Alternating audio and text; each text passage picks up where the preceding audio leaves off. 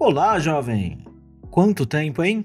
Depois de mais de 2 meses sem episódio do podcast, estamos de volta. A principal razão pela qual eu parei de publicar episódios lá no final de maio foi porque eu consegui um emprego. Se você acompanhou o Lagabs há um tempo razoável, sabe que no último ano eu me dediquei a tentar ser um empreendedor solo, ou eu-preendedor, como eu falei em algumas vezes. Viver da minha arte, do meu podcast, do meu canal no YouTube, da minha newsletter e de conteúdo em redes sociais. Eu não posso falar que deu errado, porque eu consegui sobreviver esse último ano. Mas a que custo? Boa parte a custo da minha saúde mental. Não saber quando ia entrar dinheiro ou se ia entrar foi uma coisa que me pegou bastante. Eu não vou entrar muito nesses detalhes aqui agora, porque eu vou contar mais sobre isso no episódio que eu vou lançar daqui a algumas semanas. Mas, antes da gente ir para a história de hoje, eu tenho duas grandes novidades para contar para você.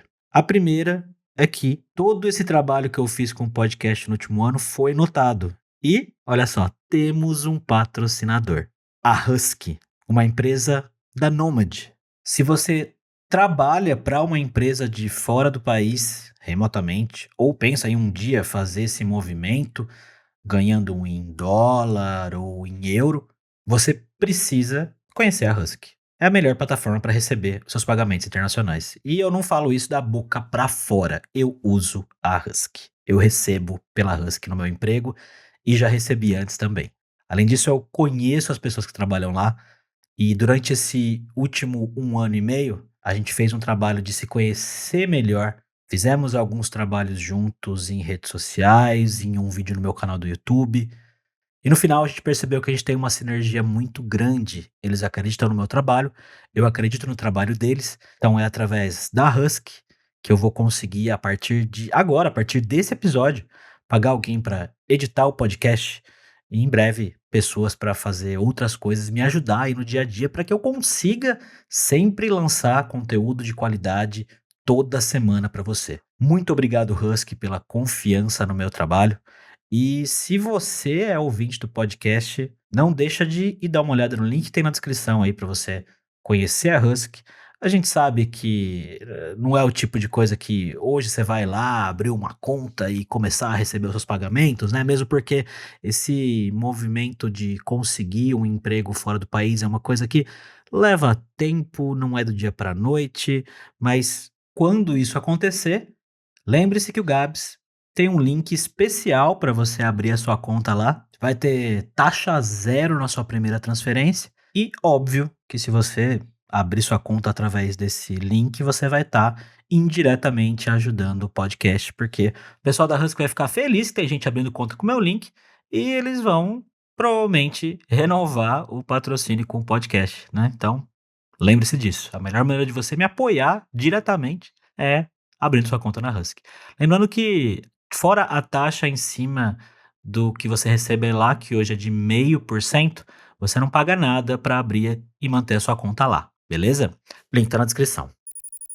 A outra novidade que eu tenho para contar é que, de uma maneira surpreendente, eu vou de novo pro leste europeu, lá perto da Estônia. Não vou contar onde ainda porque eu não vou dar spoiler. Mas eu fui convidado pelo governo de um país, olha só, para passar uma semana lá conhecendo a área de tecnologia desse país, indo em eventos, conversando com empresas e até participando de painéis e dando palestras. Eu ainda não sei exatamente todos os detalhes também. Eu só posso dizer para você que com certeza uma parte dessa viagem vai virar conteúdo em podcast. E em vídeo, e em stories no Instagram, e em post inspiracional no LinkedIn, vai virar tudo. Tem que aproveitar, né? Trago mais detalhes em breve. Mas bora lá pro nosso episódio de hoje. Lá no episódio 27 do podcast, eu conto como conheci uma moça chamada Amanda Martins, de uma maneira meio inusitada. E como ela me convidou para ir num evento em São Paulo, a Noite das Startups Alemãs, no rooftop do Cubo, um prédio comercial que fica ali na Vila Olímpia, que é do Itaú, e é muito legal. Lá eu conheci vários empreendedores, fundadores de startups alemãs, mas teve um momento que eu estava ali já depois de umas 3 taças de vinho, que eu olhei para o lado e vi um cara com uma barba comprida, mais ou menos da minha altura, e eu falei: "Quem é esse cara? Parece que eu conheço ele de algum lugar". E aí eu lembrei, era ninguém mais, ninguém menos do que Ednei Souza, também conhecido como Internei. O Internei começou a usar internet e redes sociais mesmo antes delas terem esse nome, e foi um influenciador muito antes de existir influenciador. Na verdade, nem sei se a gente pode considerar ele um influenciador. Para mim, ele é uma entidade, uma lenda viva da internet brasileira. Eu fui até ele, a gente começou a conversar, e sabe quando o santo bate logo de cara? Eu comecei a conversar com ele e parecia que a gente já se conhecia há bastante tempo.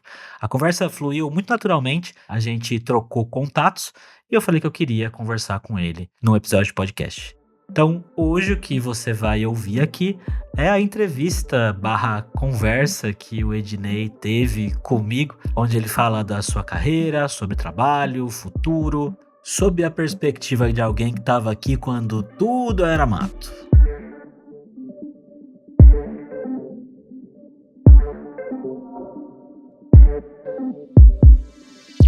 Cara, eu acho que assim, eu estava olhando a sua bio aqui que tem no seu site, e são muitas coisas para falar, e você já fez parte de muitos projetos e participou de, sei lá, incontáveis coisas ali. Vai ser difícil entrar em detalhe em tudo, mas eu queria voltar um pouco atrás ali para te perguntar, na verdade, né, para entender um pouco melhor da sua história, da sua origem, você é do Capão Redondo, em São Paulo, né?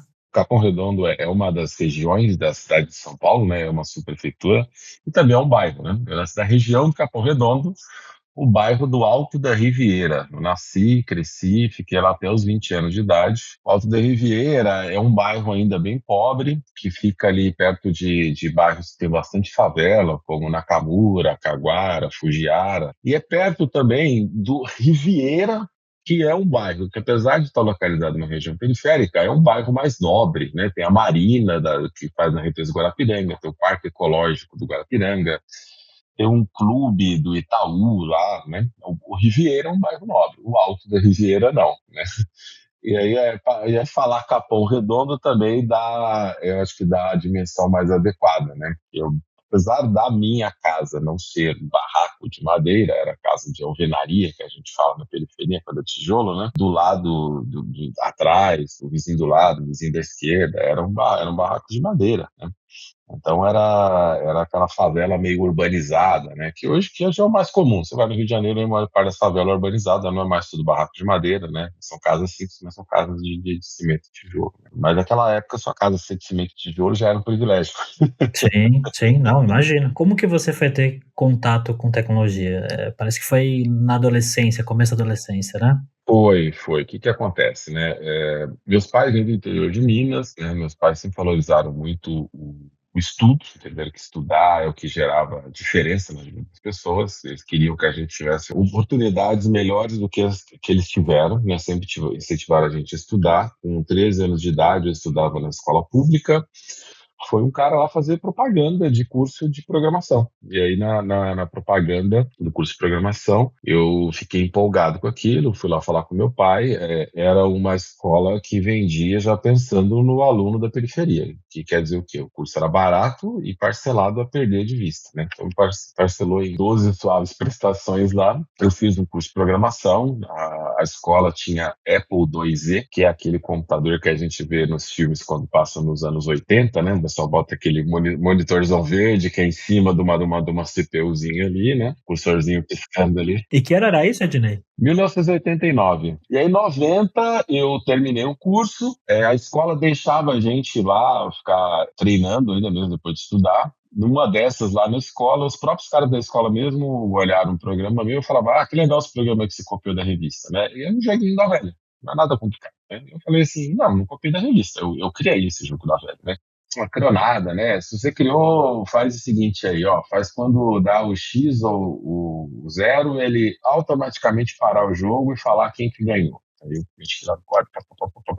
Aí, faz agora, então, na hora que ganhar, passa assim, atravessando na tela, assim, quem ganhou. Fulano, X foi campeão, Zé, O foi campeão, tá? Eu fiz lá.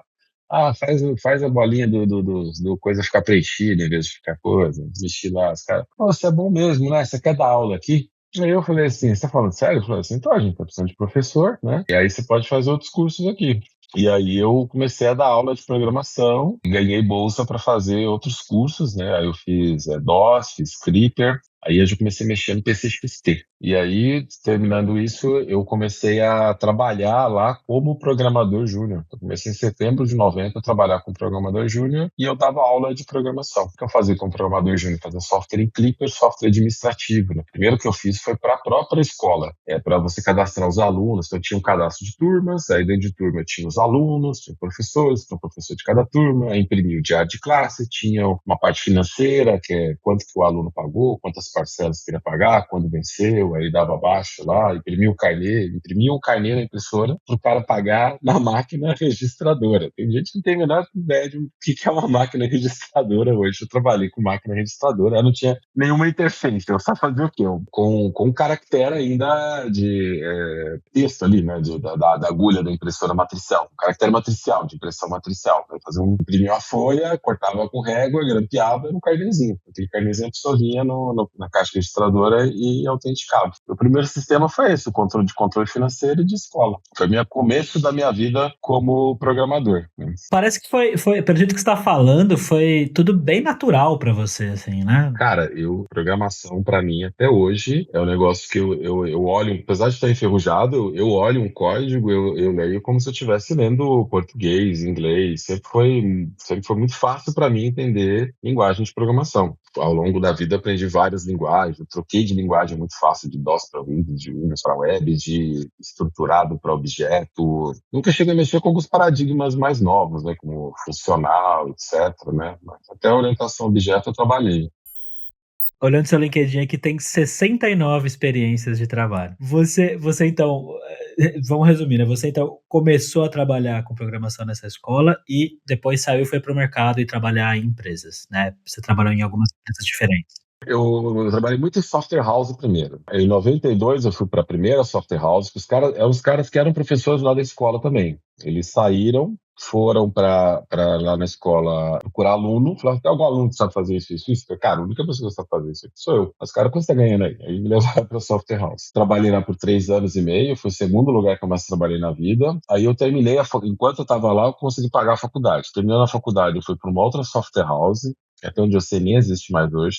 Essa primeira não existe mais hoje, com certeza. A segunda, acho que não. Mas era uma software house que fazia software para o segmento bancário, né? E eu trabalhei com software que calculava taxa de adiantamento de contrato de câmbio. Itaú usava, Banco do Brasil, Bradesco. Tinha 70 bancos que usavam lá. Era um cagaço mexer no negócio, porque se eu calculasse errado lá, a balança comercial lá que o William Bonner falava no Jornal Nacional, não sei nem se era o William Bonner naquela época, ia dar errado lá. De lá eu fui para Microsiga, que hoje é a TOTUS, né? Na época era Microsiga, trabalhei alguns anos lá. De lá eu fui para outra software house que já foi vendida, trabalhava com factoring, com adiantamento de compra de dívida, né, de cobrança. De lá eu saí para uma corretora de seguros que tinha uma área de sistemas que eles usavam o TOTUS e customizavam o próprio sistema com algumas rotinas extras que não existia um sistema da TOTUS específico para corretora de seguros. Então, essa customização eu fazia lá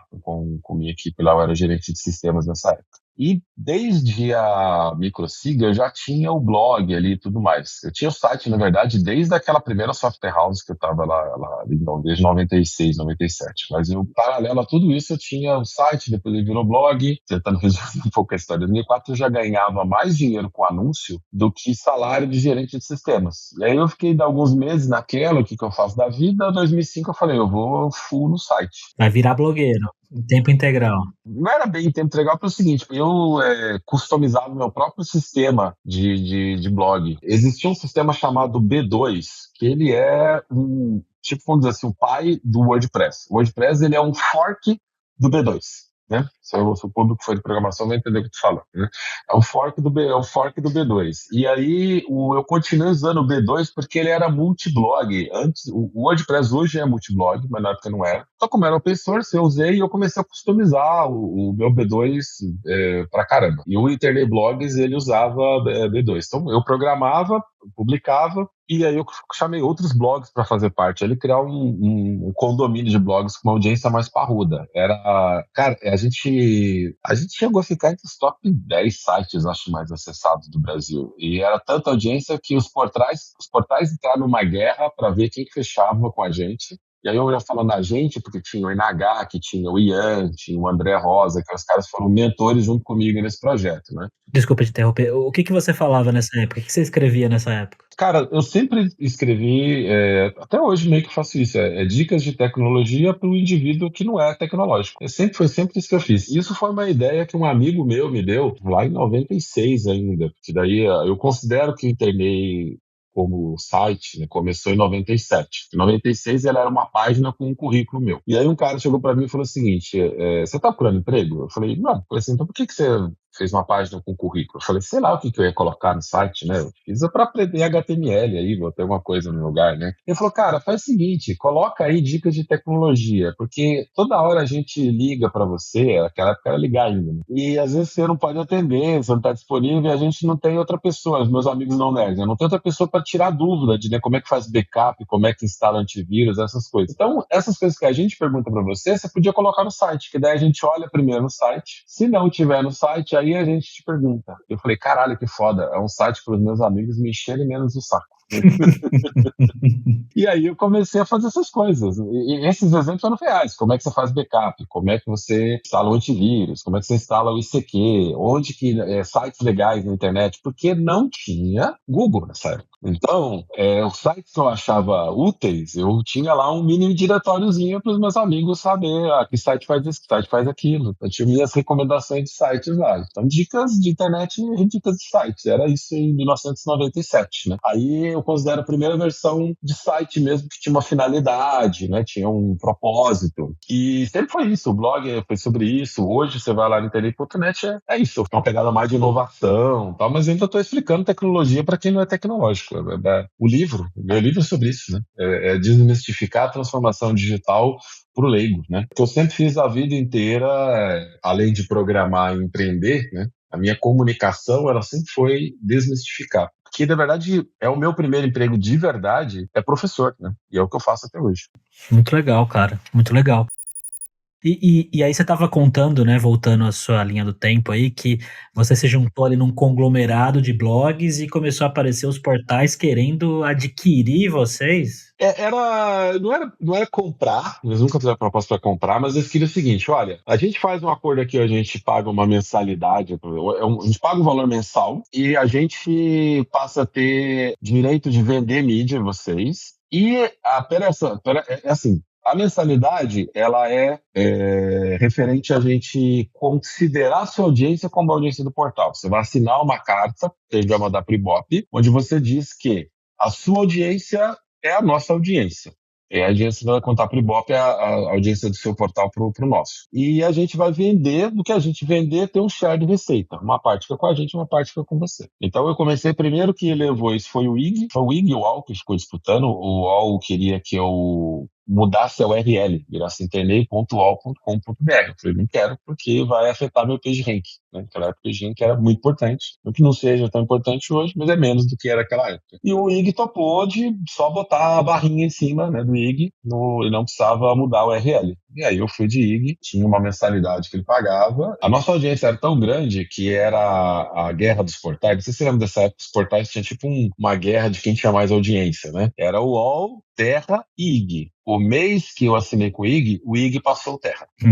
Era tão grande a audiência que o que mudou o ranking ali dos 3 primeiros lá. Era muita audiência. E eu fiquei um tempo no IG, depois um tempo na R7, depois rede social começou a roubar muito investimento, né, que era destinado antes a comprar banner, né, no blog, e aí eu decidi desencanar do Internet Blogs e deu um reset no meu site e comecei de novo. Fiz um backupzão e comecei outra vez. Ah, você resetou o site? Resetei porque eu não queria, cara, eu não queria converter tudo aquilo, subir, não vou fazer essa. E já tinha muito conteúdo lá que não tinha mais nada a ver. Pensa você, tinha post lá, cara, dos anos 90. Tem gente que ficou brava comigo. Tem gente que brigou sério comigo. Falou assim: você era um patrimônio da história da internet brasileira, você não tinha direito de tirar dó. Eu falei assim: então paga minhas contas, pô. Né? Você quer manter no ar custa caro, custava caro. Tinha muito tráfego ainda, mas tinha muito tráfego que não virava mais dinheiro para mim. Tinha lá simulador de aposta, loteria, tinha teste online, teste de vocabulário, de QI, tinha uma parte de shopping, parceria com o Mercado Livre, né? Conteúdo de valor. Eu falei, cara, gente, ó, esse tráfego todo. Antes tinha anúncios, isso virava dinheiro para mim. Agora isso é só custo. E assim, independente de custo, porque assim, você vai para uma ferramenta como WordPress.com, que hoje está embaixo do WordPress.com, eles não te cobram adicional por tráfego. Mas o que acontece quando você tem muito tráfego e as pessoas caem no seu site? As pessoas te escrevem fazendo perguntas. Eu recebi um monte de e-mail de um monte de gente que caía nos posts antigos, que reclamava que link não funcionava mais, que reclamava que tal coisa estava desatualizado, que reclamava que seguiu determinada dica de 20 anos atrás e a dica não funcionava mais. As pessoas escreviam, as pessoas entravam em contato para reclamar. Tipo, pô, você bota o site no ar e o seu site está desatualizado, né? Eu falei, eu não vou ficar que nem um louco respondendo um monte de maluco na internet que cai lá, né? Então eu tinha uma audiência bizarra lá, cortei. E isso até hoje, estava num grupo de Top Voice do LinkedIn esses dias, no WhatsApp, nós conversando com o Top Voice do LinkedIn, o pessoal obcecado lá, eu falei assim, ó, gente, engajamento e visibilidade não paga boleto. Você tem que buscar, mas dentro de um público que vai comprar seus produtos e serviços, não é engajamento a qualquer custo, porque eu tinha uma audiência assustadora, milhões por mês. Só que é de um monte de gente procurando coisa que não é o que eu queria oferecer para ela. Então eu resetei para começar com um target novo. Muito legal isso que você está falando, cara, de engajamento com pessoas que fazem sentido. Eu acho que, eu não sei como que você vê isso, mas parece que o mercado de influência tá mudando, assim, né? Esse negócio de você ter milhões de seguidores e tudo mais, óbvio que, né, faz diferença para marcas e empresas, mas no fim das contas, faz muito mais sentido às vezes marcas e patrocínios falarem com influenciadores menores, mas que falam com um público que é engajado de verdade com aquilo, do que realmente você botar milhões no Whindersson Nunes para falar de um produto que não tem nada a ver com aqueles milhões ali, né? Você tem que achar o seu segmento. Ó. Esse ano, depois de muito tempo, eu fechei uma outra parceria. Isso pode falar que já tá público, de certa forma.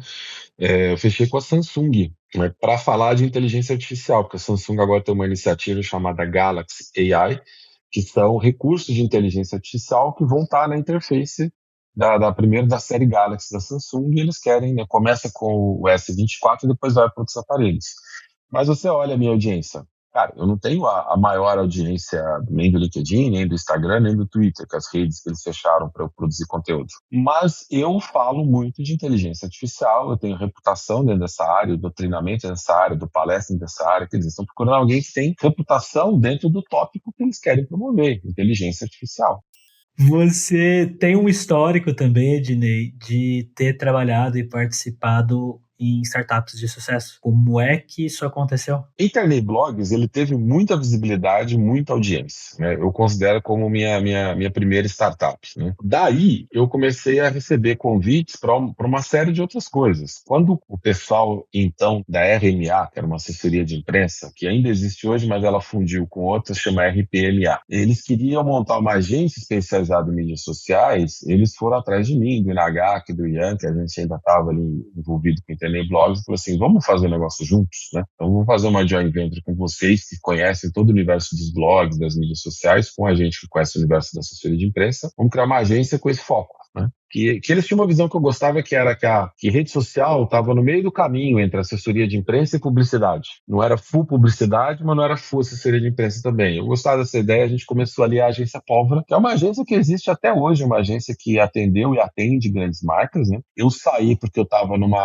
Teve um momento que eu tinha uma visão um pouco diferente dos sócios lá, e a gente saiu amigavelmente, eles compraram a minha parte, né? Eu acho que o aprendizado no caso do Internei, eu estava com conhecimento técnico no momento certo e com a dedicação, né, de fazer, garra, vontade e com a cabeça um pouco no lugar, porque você faz um monte de meta, né? A gente conta a história, a gente conta só a parte que deu certo. Isso aqui deu certo, você fala, olha, aqui fez isso, fez isso. Mas, cara, eu fiz um monte de cagada, um monte de erro, um monte de coisa deu errado, um monte de coisa deu errado. Mas a gente não conta as coisas que deu errado, né? Ninguém gosta, ninguém quer saber as coisas que deu errado. As coisas que eu brinco, as coisas que deu errado, a gente cobra para falar, né? Porque você fala assim, você quer que eu te fazer uma mentoria comigo? Eu te explico tudo que pode dar errado, né? É o que mais vale. O pessoal que faz mentoria com alguém, vai explicar como é que faz, dá certo, tá gastando dinheiro fora. Você fazer mentoria com quem vai te explicar o que dá errado para você não fazer as mesmas cagadas. Esse é o dinheiro bem investido, né? Então, quer dizer, eu aprendi já muita coisa com o Internei. Com a Pova, eu aprendi muita coisa a mais. Eu cheguei a montar uma outra startup junto com o Mário Soma, que é hoje o CEO da Pólvora, né? Que foi a Blog Content, que não deu certo, que quebrou, deu errado.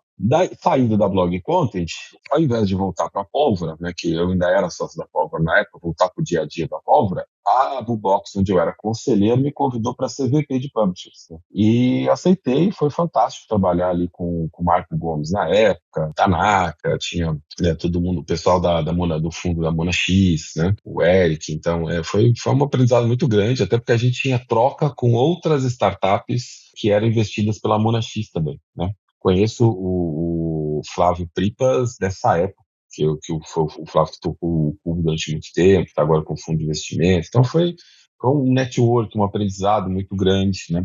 Tá ali. A Blue Box, ela é considerada um projeto de sucesso, que depois ela foi vendida e tudo mais. Né?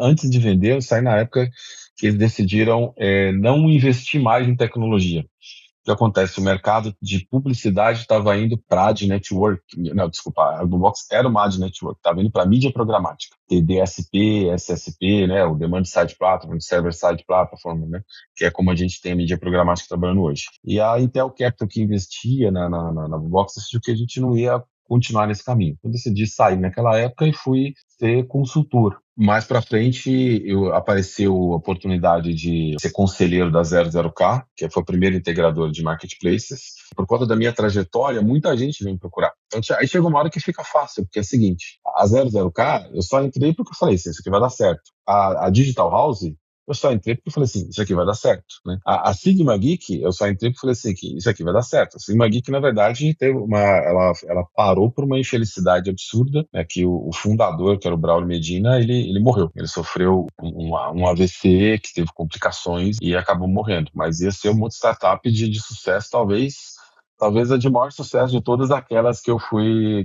fundador, que eu fui cofundador. Então, no começo, eu diria para você que foi um pouco de time e muita dedicação. Depois é um pouco de você saber filtrar oportunidades, porque surge muita gente falando para você, conversa comigo, quer fazer parte, quer estar aqui, né? E, cara, fora o seu. Então, você já me contou um pouco do seu lado programador, criador, startupeiro, e tem também o seu lado organizador de eventos, né? Organizador de eventos é outra faceta significativa aí da minha jornada também. Foram vários eventos, foi Campus Party, foi Social Media Week, Futec, Summit, eu fiz um outro chamado Media Performance Day, fora vários eventos que a gente organizou na Digital House, né, quando estava por lá, quando a gente teve sede física, né, a gente fez muita coisa lá. A gente fez o DH Summit, cara, o primeiro DH Summit.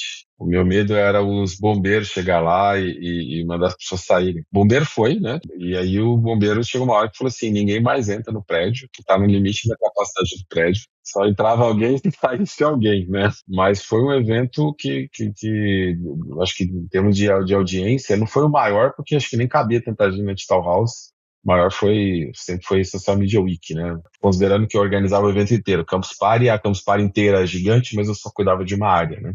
Mas na Digital House também teve eventos extraordinários lá dentro também. Muito legal. E tem mais um lado também, na verdade, né? Que é de professor.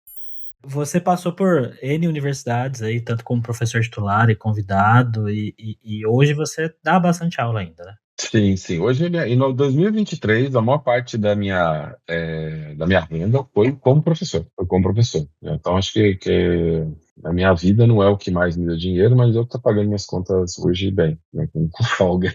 Mas eu sempre dei aula, eu sempre dei aula, é uma coisa que eu amo de paixão fazer. Eu acho que eu só tive clareza do quanto que dar aula era uma parte importante da minha vida na Digital House, vários anos depois, porque se tornou meu day job também. Porque até então eu sempre dava aula à noite, para além de outro trabalho, né, nos finais de semana, à noite. Então eu era programador, eu dava aula, dei aula de programação. Cara, eu dei aula de Lotus 1, 2, 3, dei aula de MS-DOS, dei aula de Windows, né, dei aula de um monte de coisas. Quando eu estava empreendendo, dei aula de redes sociais. Eu comecei a dar aula em grandes universidades por conta de redes sociais. Entrei na FGV primeiro, dando aula num curso de planejamento de mídia, onde eu falava de planejamento de redes sociais.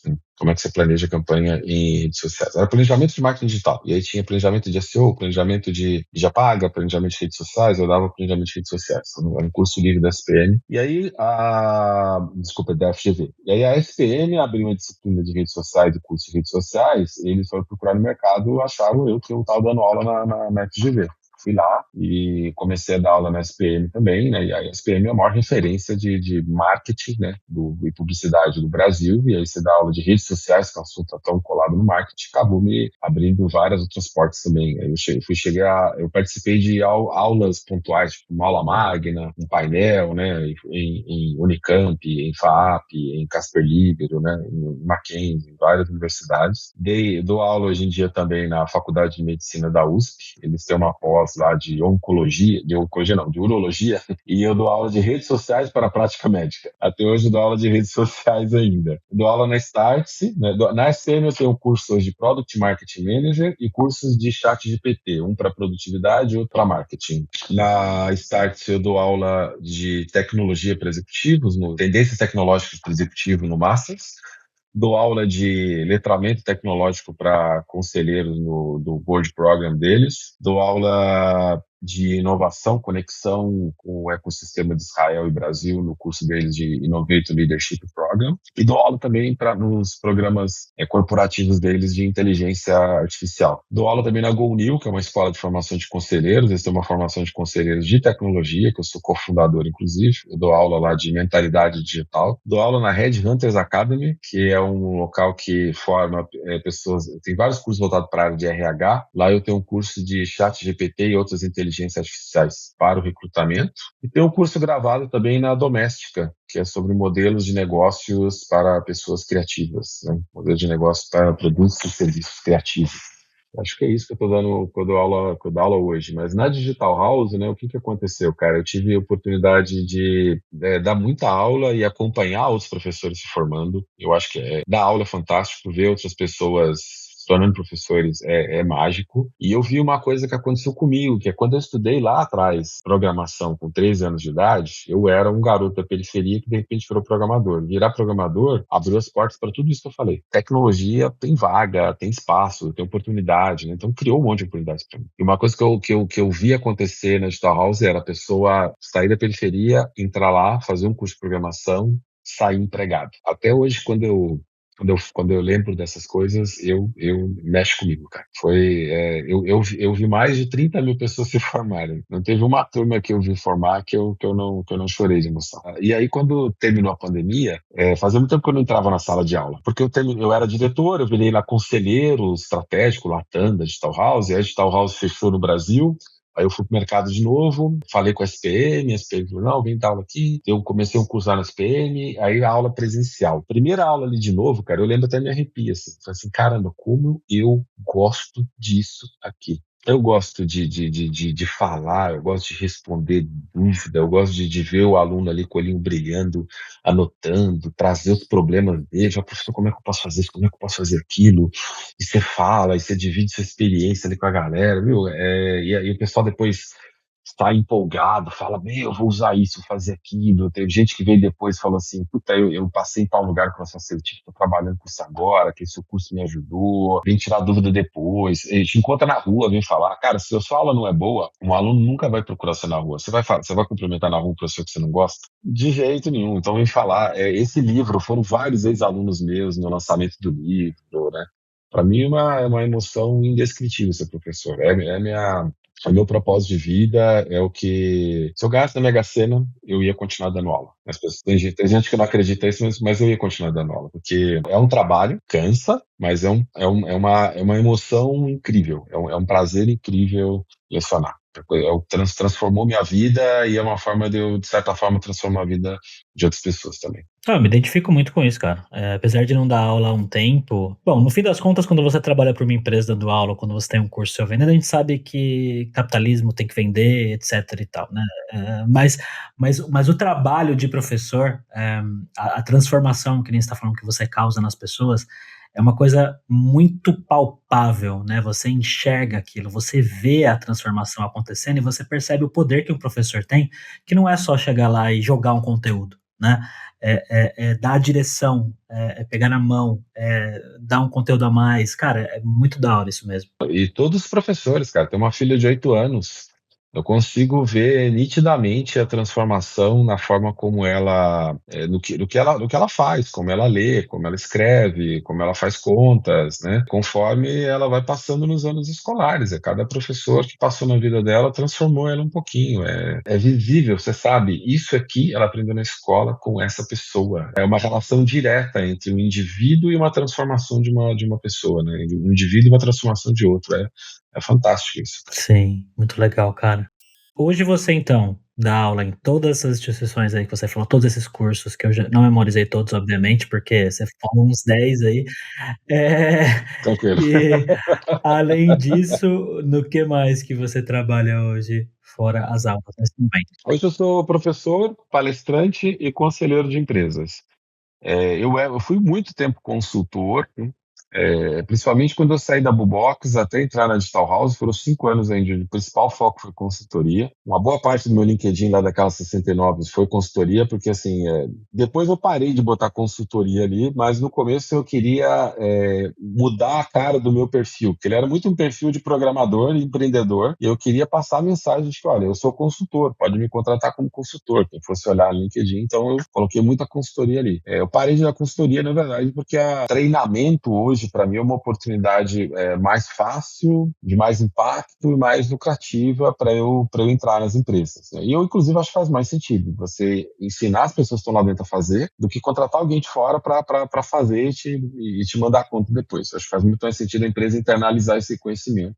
Nada contra o trabalho de consultoria, mas hoje eu me realizo melhor dando treinamento. Então, dou muito treinamento para empresas, né? Então, tem professor nessas escolas e treinamentos corporativos, dou palestras, né, para empresas e para eventos, palestras os mesmos temas que eu dou treinamento em geral: inteligência artificial, dados, inovação, marketing digital, né, letramento tecnológico, produtividade, essas coisas. Como conselheiro de empresas, eu sou conselheiro da LIC, né, que é a Lorente Cuenca, é uma consultoria de comunicação. Eu sou conselheiro lá de educação, tecnologia e inovação, né, para essas áreas de negócio. E estou procurando, na verdade, mais lugares para entrar como conselheiro, né? Eu entrei na GoNew para fazer formação de conselheiro de inovação, acabei virando o cofundador do outro programa deles de conselheiro de tecnologia. E dou aula também hoje no Board Program da Starts, né? Quer dizer, eu dou aula para futuros conselheiros, ensinando eles sobre a tecnologia e estou eventualmente querendo entrar em alguma empresa como conselheiro consultivo, né? Que não é aquele que assina balanço, finanças, mas aquele que dá consultoria sobre alguma área de especialidade, no meu caso, tecnologia, inovação, dados, etc.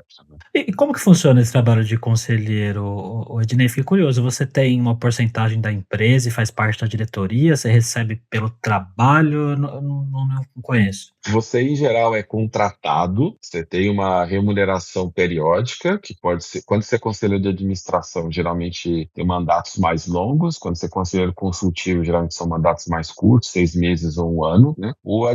Conselheiro administrativo, ele vê todos os números da empresa, balanço, ele de certa forma, é corresponsável ali pela parte financeira da empresa, riscos, tudo mais, né?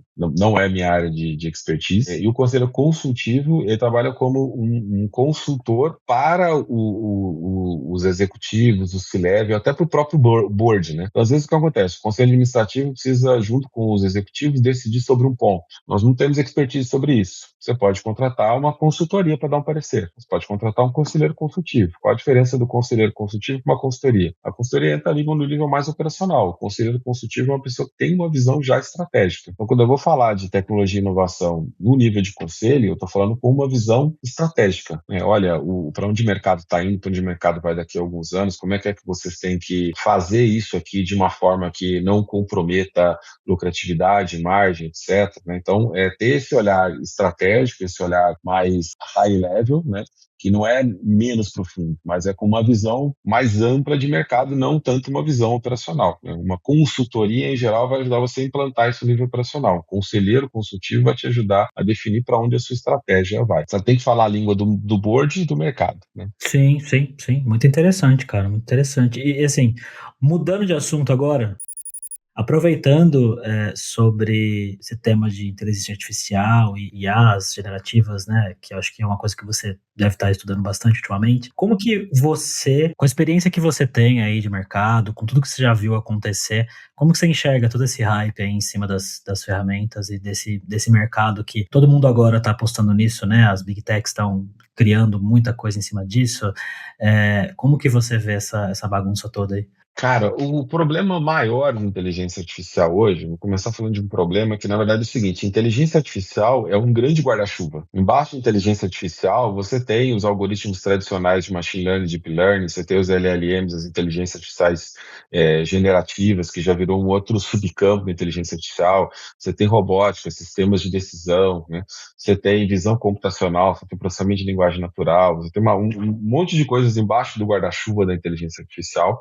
E quando a gente tenta tratar de forma mais holística, né, a gente está lidando com diferentes tecnologias que estão em diferentes pontos de maturidade, que são soluções para diferentes problemas, que têm diferentes valores que podem gerar para a empresa, né? A gente tem que começar, as empresas têm que começar a olhar isso de uma forma mais compartimentalizada, né? Quando você fala de inteligência artificial generativa, principalmente relacionada a texto, quem não fizer a migração está perdido, vai fechar a empresa. Se os processos, se o processo administrativo da empresa é um custo, é uma parte produtiva significativa dela, e você não implantar a inteligência artificial até em 2024, essa empresa tem grande chance dela não estar no mercado em 2025. É um ponto que não é hype, é um ponto que está já num nível de maturidade altíssimo. A gente está falando de pacote Office, tem já um add-on lá que é o Copilot, que você tem que comprar em separado, mas você bota ali o botão do Copilot, ele gera.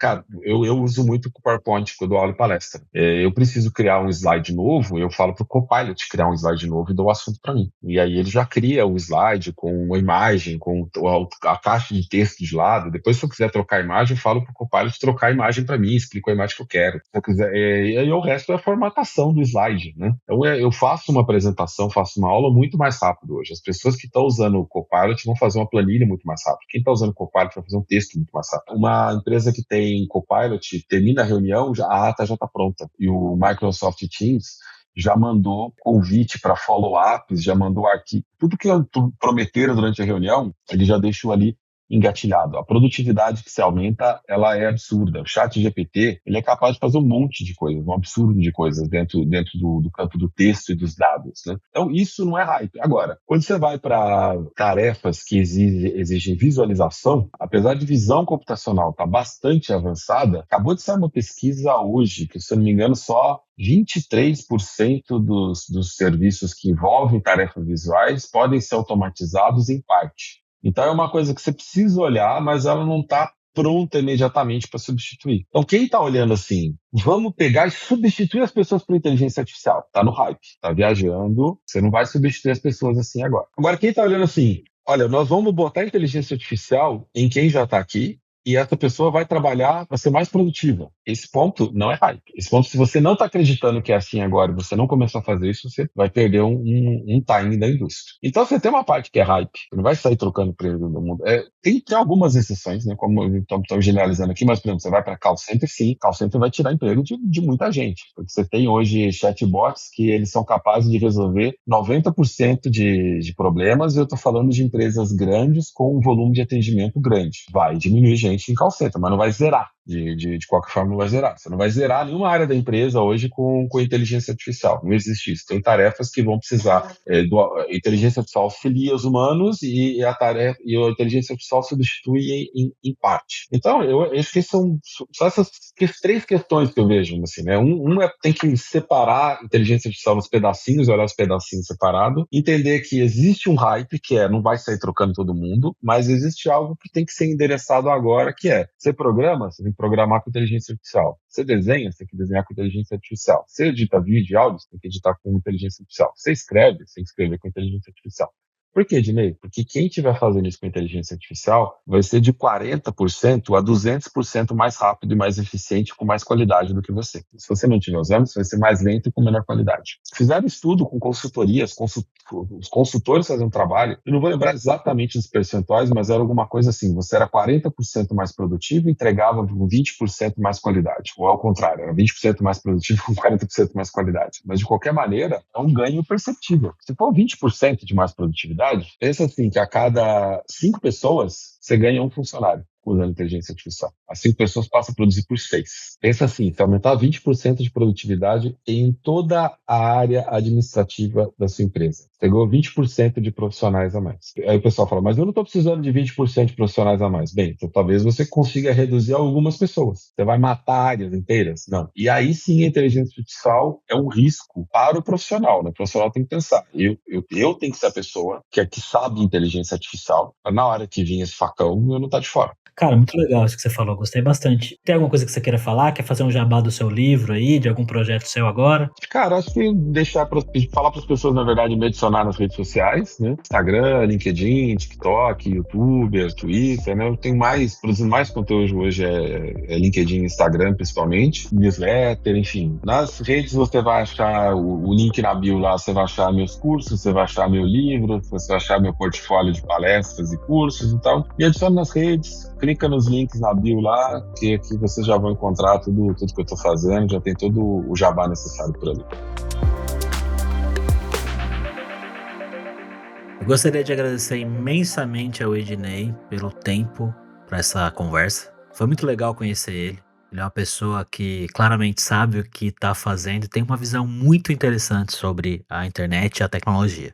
Espero que a gente possa conversar mais, Ednei. E eu queria agradecer mais uma vez meus patrocinadores da Husky, em especial a Milena e o Dan, duas pessoas com quem eu tenho uma relação bem legal lá dentro, que claramente gostam do que eu faço, acreditam em mim, e dizer que eu vou fazer de tudo para que essa parceria continue, para que ela dê ainda mais certo, que a gente possa fazer mais e mais coisas juntos. E se você quer também me ajudar com essa parceria, eu queria reforçar. Pega o link que tá aqui na descrição, que é o meu link customizado para você abrir a sua conta na Husky. Não precisa abrir sua conta hoje, beleza? Porque não é ouvindo esse podcast que você vai sair, conseguir um trampo no exterior e começar a receber em dólar para precisar ter uma conta. Mas deixa o link salvo aí. E lembra, quando esse movimento acontecer, abra sua conta na Husky. Se você conhece alguém que já trabalha para o exterior, manda esse link para a pessoa e fala, você já tem um meio de receber dinheiro? Abre sua conta aqui usando o link do Gabs. O Gabs é um cara legal. Dá essa força aí pra mim, que eu vou te devolver em forma de muito conteúdo bacana, episódio toda semana e cada vez mais qualidade. Obrigado por ouvir até aqui, jovem, e eu te vejo em breve. Tchau!